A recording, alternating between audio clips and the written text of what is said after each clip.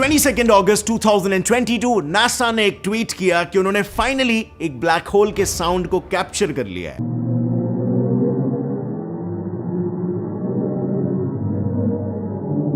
जिसे उन्होंने नाम दिया ब्लैक होल रीमिक्स। लेकिन उन्होंने अपने ऑफिशियल वेबसाइट पर यह भी कहा कि ओरिजिनल कैप्चर्ड साउंड को नॉर्मल ह्यूमन सुन ही नहीं सकते हैं और इसीलिए उन्होंने उसे 144 क्वाड्रिलियन टाइम्स इंक्रीज करके दुनिया के सामने पेश किया है। अब अगर आपको ये आंकड़े समझ में आ रहे हैं तो एक क्वाड्रिलियन यानी कि 100,000,000,000,000,000,000 यानी कि 10 lakh crore. Now just imagine 144 quadrillion यानी कितना बड़ा अमाउंट होगा।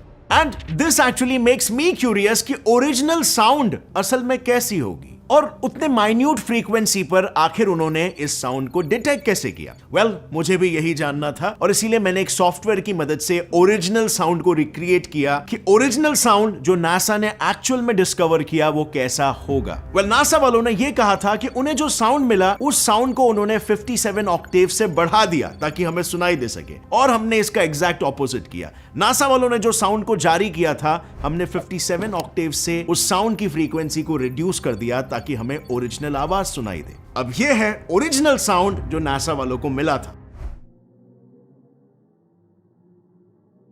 जी हां, कुछ सुना ही नहीं दे रहा है, राइट? और इसीलिए तो इन्होंने इतने ऑक्टेव्स को बढ़ाया। सो काइंड ऑफ हम ये कह सकते हैं कि नासा वालों ने जो साउंड जारी किया वो उसका एम्पलीफाइड ओरिजिनल वर्जन है। बट अब इतना एक्सपेरिमेंटेशन अगर कर ही लिया है तो व्हाट इफ हम नासा ने पब्लिश किए हुए ब्लैक होल की फ्रीक्वेंसी को कुछ ऑक्टेव्स और बढ़ाकर देखें तो मैंने एग्जैक्टली वही किया। और अब मैं आपको एक वार्निंग दे देता हूं, वीडियो को पॉज करके वॉल्यूम को थोड़ा सा कम कर लो और फिर सुनो। इट्स जस्ट दिस इज थोड़ा सा creepy.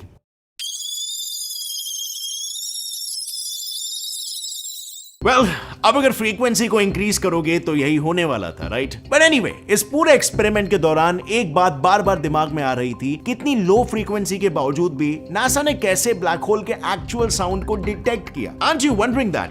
Well, let's find this out. So साल 2003 नासा के साइंटिस्ट चंद्रा एक्सरे ऑब्जर्वेटरी की मदद से यूनिवर्स को चारों दिशाओं में स्कैन कर रहे थे। इस स्कैनिंग के दौरान उन्होंने यह ऑब्जर्व किया कि हमारी नजदीकी पार्सियस गैलेक्सी क्लस्टर, उसमें से भारी मात्रा में प्रेशर वेव्स यूनिवर्स से बाहर निकल रहा है। अब क्योंकि pressure wave is nothing but sound, और यह बात तो हमने स्कूल में ही सीखी थी कि साउंड को ट्रैवल करने के लिए एक मीडियम का होना जरूरी है जो कि अर्थ में एटमॉस्फेयर होता है। हमारे एटमॉस्फेयर में साउंड ट्रैवल करती है with the help of pressure waves. यह प्रोसेस आपको पता ही होगा, बड़ा सिंपल है। जब कोई भी चीज साउंड प्रोड्यूस करती है तब वो वाइब्रेट होती है, जिसकी वजह से उसके आसपास के पार्टिकल्स भी वाइब्रेट होने लगती है और इससे बेसिकली एक चेन रिएक्शन प्रोड्यूस होता है जिससे हाई और लो पार्टिकल डेंसिटी रीजन्स फॉर्म हो जाते हैं, जिसे ही तो हम बेसिकली प्रेशर वेव्स कहते हैं। और साइंटिस्टों ने गैलेक्सी क्लस्टर वेव से यही अनुमान लगाया कि शायद ये पूरा गैलेक्सी क्लस्टर साउंड से ही एसोसिएटेड है। आई मीन, यहां पर साउंड वेव्स पूरे गैलेक्सी क्लस्टर में ट्रैवल करती है। अब जब गौर से इस चीज की स्टडी की गई तब यह बात सामने आई कि इन गैलेक्सीज में मौजूद गैसेस पर जो प्रेशर वेव जनरेट कर रहा है वो कोई और नहीं बल्कि ब्लैक होल ही खुद है। ब्लैक होल से निकल रही ये प्रेशर वेव्स इतनी हाई है कि वो इस क्लस्टर से निकल रहे हॉट गैसेस पर रिपल्स जनरेट कर रहे हैं। अब एक तरफ आइंस्टाइन्स थियरी ऑफ रिलेटिविटी हमें मैक्रो स्केल पर यानी कि प्लैनेट, स्टार्स, गैलेक्सीज एटसेट्रा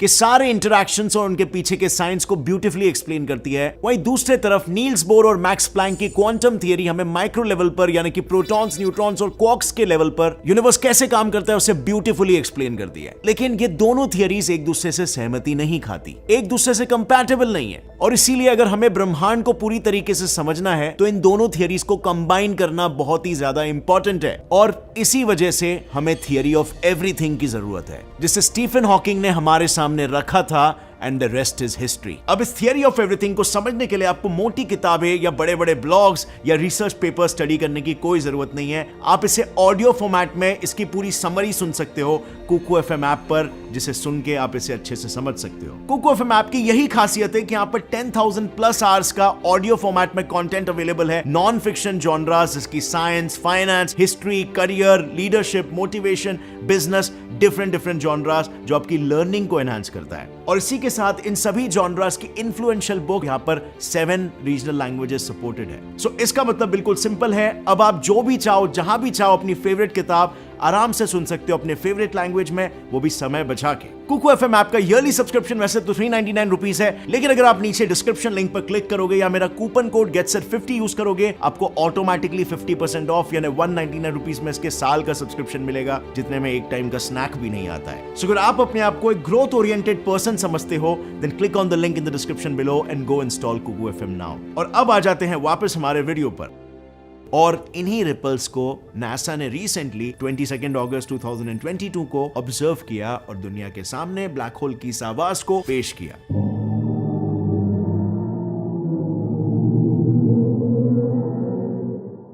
पर अब सोचने वाली बात यह है कि परसुएस क्लस्टर अर्थ से कुछ 240 मिलियन लाइट ईयर्स दूर है, और इतनी दूर से साइंटिस्टों ने इसका साउंड पता लगा लिया। तो क्या हमारे पास आज के तारीख में इतने पावरफुल डिटेक्टर्स हैं कि हम इतनी दूर से भी साउंड को रिकॉर्ड कर सकते हैं? Well, I am sorry to say, but not really. दरअसल इसके लिए साइंटिस्टों ने जिस टेक्निक को यूज किया उसे कहते हैं सोनिफिकेशन। सिंपल भाषा में मैं कहूं तो किसी भी इमेज में से साउंड को एक्सट्रैक्ट करना। आई नो, सुनने में थोड़ा सा साई-फाई मूवी सा कॉन्सेप्ट लग रहा हो, या मे बी आपको झोल लग रहा हो कि आखिर एक स्टिल इमेज में से हम कैसे साउंड को डिराइव कर सकते हैं। वेल, ये प्रोसेस काफी कॉमन है और ये पहली बार नहीं किया गया। जब नासा ने किसी इमेज में से साउंड को जनरेट किया हो, नासा कई बार इमेजेस में से साउंड को जनरेट करते आया है। इसके पहले भी नासा ने कई सेलेस्टियल ऑब्जेक्ट्स के एक्स-रे, इंफ्रारेड और ऑप्टिकल इमेजेस की मदद से ब्यूटीफुल साउंड्स को प्रोड्यूस किया है।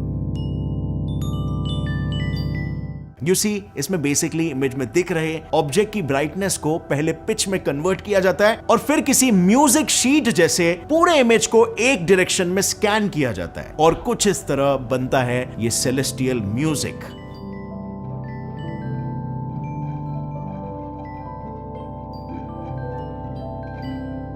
Interesting, right? और रिसेंटली भी इसी टेक्निक के मदद से ब्लैक होल के साउंड को भी तो डिटेक्ट किया है, but this time with a little twist. इस बार इन्होंने इस ब्लैक होल की इमेज में ब्राइटनेस को डायरेक्टली पिच में कन्वर्ट नहीं किया, बल्कि इस गैलेक्सी क्लस्टर में मौजूद ब्लैक होल से क्रिएट हुई डेंसिटी वेव्स को डिटेक्ट और एनालाइज किया, और फिर उसके बाद साउंड को रेडियली जनरेट किया। एज इन, इस इमेज को लेफ्ट टू राइट स्कैन करने के बजाय क्लॉकवाइज स्कैन किया गया हो, जैसे कुछ इस तरह, और हो गया ब्लैक होल रीमिक्स का साउंड तैयार। पर यह तो हुई यूनिवर्स में साउंड डिटेक्ट करने की एक टेक्निक, बट एक और एक टेक्निक है जिसकी मदद से साइंटिस्टों को यूनिवर्स के साउंड को डिटेक्ट करने में आसानी होती है, और वो तरीका है प्रोब। दरअसल साइंटिस्ट प्रोब पर एक ऐसा डिवाइस इंस्टॉल करते हैं जो स्पेस में मौजूद ऑब्जेक्ट्स के साउंड को डिटेक्ट कर पाए। इन डिवाइसेस में 3 कॉइल लगे होते हैं जो स्पेस के 3 dimensions X, Y and Z में ओरिएंटेड होते हैं। अब जैसे ये प्रोब स्पेस एक्सप्लोरेशन की शुरुआत करता है, तब इन पर लगे ये 3 कॉइल्स प्लैनेट्स और बाकी सेलेस्टियल ऑब्जेक्ट से आने वाले मैग्नेटिक और इलेक्ट्रिकल फ्रीक्वेंसीज या कह लो वेव्स को कैप्चर करते हैं। फिर कैप्चर की हुई इन सभी फ्रीक्वेंसीज को वो अर्थ पर भेजता है, और फिर हमारे यहाँ मौजूद वैज्ञानिक उन फ्रीक्वेंसीज को डिजिटली कन्वर्ट करके साउंड जनरेट करते हैं। Now I am pretty sure इतना सब सुनने के बाद आप सभी के दिमाग में सवालों की रेस चल रही होगी। इस स्पेस में साउंड कैसे भाई? स्पेस में तो पूरा वैक्यूम है, मतलब पार्टिकल्स तो बिल्कुल है ही नहीं, तो एटमॉस्फेयर जैसा मीडियम कैसे है? और ना ही हमने ब्लैक होल के पास कोई प्रोब भेजा है। वेल, जैसे कि मैंने पहले बताया, साइंटिस्टों ने साउंड को जनरेट किया है थ्रू सोनिफिकेशन प्रोसेस, जिसमें उन्होंने गैलेक्सी क्लस्टर के इमेज में दिख रहे प्रेशर वेव्स को इंटरप्रेट किया है। But wait, hold up, pressure waves ही तो एक्चुअल साउंड जनरेट करते हैं, राइट? तो क्या इसका मतलब स्पेस में भी एक्चुअल साउंड प्रोड्यूस होता है? क्या अब तक हमने जो भी सुना वो एक मिथ था? आपने अक्सर ये सुना होगा, राइट, कि स्पेस में साउंड क्रिएट ही नहीं हो सकता क्योंकि एटमॉस्फेयर ही नहीं होता है, वो एक वैक्यूम है। तो यहाँ पर इस फाइंडिंग्स का क्या मतलब है? और अगर स्पेस में एक्चुअल साउंड प्रोड्यूस हो रही है तो हम डायरेक्टली उसे क्यों नहीं रिकॉर्ड करते हैं? देखो, फर्स्ट ऑफ ऑल, जैसे मैंने कहा, ये वेव सिर्फ तभी क्रिएट हो सकते हैं जब आसपास पार्टिकल्स मौजूद हो, जो ये गैलेक्सी क्लस्टर में गैस और डस्ट की मदद से मुमकिन है। लेकिन हम एक चीज यहाँ पर भूल रहे हैं। यहाँ पर आपको शायद इमेज से पता नहीं चल रहा हो, लेकिन ये गैलेक्सी क्लस्टर कई मिलियन लाइट ईयर्स चौड़ा है। मतलब ये प्रेशर वेव्स उसी बड़े स्केल के हैं, कई मिलियन लाइट ईयर्स चौड़े। नहीं समझे? वेल, सिंपल एनालॉजी से समझते हैं। देखो, अगर हम कंपेयर करें इन्हें हमारे अर्थ में जनरेट हो रहे साउंड से, तो ह्यूमंस की हियरिंग रेंज होती है 20 हर्ट्ज से 20,000 हर्ट्ज के बीच। 20 हर्ट्ज माने साउंड वेव्स एक सेकंड में 20 बार ऑसिलेट करते हैं, लेकिन पर्सियस गैलेक्सी क्लस्टर के ऑब्जर्वेशन से पता चला कि यहाँ प्रेशर वेव्स के वन ऑसिलेशन का पीरियड के कुछ 9.8 मिलियन ईयर्स है। तो अब आप सोच सकते हो कि इसकी फ्रीक्वेंसी कितनी लो है, और कैलकुलेट करने से यह पता चला कि ऑब्जर्व फ्रीक्वेंसी तो नॉर्मल हियरिंग फ्रीक्वेंसी से 57 ऑक्टेव्स तक कम थी। अब ऑक्टेव्स क्या होता है भाई? Let me explain. ऑक्टेव ये शब्द आता है एक लैटिन वर्ड से जिसका मतलब होता है 8, और इसे ज्यादातर म्यूजिशियंस यूज करते हैं। देखो, जब हम इंडियन क्लासिकल म्यूजिक की बात करते हैं तब हम कहते हैं कि उसमें 7 स्वर होते हैं, बेसिकली नोट्स, जैसे सा रे ग म प ध नी सा। अब यहाँ पर नोटिस करने वाली बात यह है कि यहाँ पर सा रिपीट हो रहा है, पहले सा फिर सा, सो ये सीक्वेंस वापस से रिपीट होती है, तो टोटल 8 नोट्स हो गए। Well, this is an Octave. अब जैसे जैसे हम इस सीक्वेंस में आगे बढ़ते हैं, नोट्स की फ्रीक्वेंसी भी बढ़ती जाती है, और एक ऑक्टेव को कुछ इसी तरीके से डिफाइन किया गया है कि सेकेंड ऑक्टेव के सा की फ्रीक्वेंसी फर्स्ट ऑक्टेव के सा की फ्रीक्वेंसी से डबल होती है। मतलब अगर पहले सा की फ्रीक्वेंसी है 65.4 हर्ट्ज, तो उसके बाद आने वाले सा की फ्रीक्वेंसी होगी 130.8 हर्ट्ज, यानी पहले वाले का डबल। अब ह्यूमन हियरिंग रेंज 20 हर्ट्ज से 20,000 हर्ट्ज में टोटल 10 ऑक्टेव्स होते हैं, और जैसे कि हमने शुरू में बात की, नासा ने रिलीज की ब्लैक होल रीमिक्स की फ्रीक्वेंसी इस नॉर्मल रेंज से भी 57 टाइम्स कम थी, मतलब हमारे ऑडिबल फ्रीक्वेंसी से काफी ज्यादा कम। अब इस स्केल के साउंड को एक्चुअली में सुनने के लिए हमें बहुत ही ज्यादा सेंसिटिव डिटेक्टर्स बना के उस गैलेक्सी क्लस्टर तक भेजना पड़ेगा, और उसके बाद भी डिटेक्ट हुई साउंड को हमारे हियरिंग रेंज तक लाने के लिए कई गुना तक आर्टिफिशियली उसे एम्पलीफाई करना पड़ेगा, तब जाकर हम उस साउंड को असल में सुन पाएंगे। अब अगर आप नासा के इस ट्वीट के नीचे लिखे गए कमेंट्स को पढ़ोगे तो उसमें कई लोगों के एक जैसे ही रिएक्शंस है, क्रीपी, हॉरर एंड टेरिफाइंग। लेकिन इसमें इनकी कोई गलती नहीं है, असल गलती हमारे दिमाग की है जो इन्हीं अलग अलग वेव फ्रीक्वेंसी पर अलग अलग इमोशंस क्रिएट करता है। इनफैक्ट ऐसे ऑब्जर्व किया गया है कि 19 हर्ट्ज से कम फ्रीक्वेंसीज एक तरह का डिस्कंफर्ट, ड्रेड और फियर प्रोड्यूस करती है, और शायद इसीलिए हमें ऐसा रिएक्शन देखने मिल रहा है। लेकिन फिर भी हम इस बात को डिनाई नहीं कर सकते कि भले ही हम ह्यूमंस इस लेवल के साउंड को परसीव करने के लिए इवॉल्व नहीं हुए हैं, पर यूनिवर्स में इस फ्रीक्वेंसी की प्रेशर वेव्स एग्जिस्ट करती है। इनफैक्ट साइंटिस्टों का तो यह भी मानना है कि यूनिवर्स के शुरुआती दिनों में, आई मीन बिग बैंग के समय, जब यूनिवर्स की डेंसिटी बहुत ज्यादा थी, और जैसे हमें पता है pressure is directly proportional to density, which means तभी ऐसे प्रेशर वेव्स जनरेट हुए होंगे जिसने अर्ली यूनिवर्स में हाई और लो डेंसिटी रीजन्स जनरेट कर दिए होंगे। और अब अगर किसी रीजन की डेंसिटी हाई है तो वहां पर कोलिजन्स के चांसेस भी ज्यादा हो जाते हैं, और शायद आज उन्हीं डेंस रीजन्स में गैलेक्सीज और स्टार फॉर्मेशन पॉसिबल हो पाया है। तो मतलब शायद हम ये भी कह सकते हैं कि ये वेव्स कोई म्यूजिक के वेव्स नहीं, बल्कि हमारे एग्जिस्टेंस के वेव्स है। ये वही वेव्स है जिसकी वजह से स्टार फॉर्मेशन पॉसिबल हो पाया और galaxy formation, and as a result life भी। सो या, these waves are kind of like God to us.